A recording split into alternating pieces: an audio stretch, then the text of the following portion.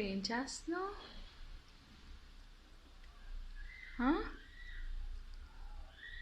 Nice.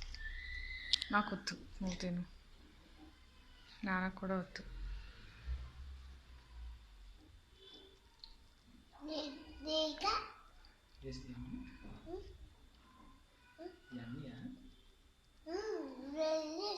Delicious.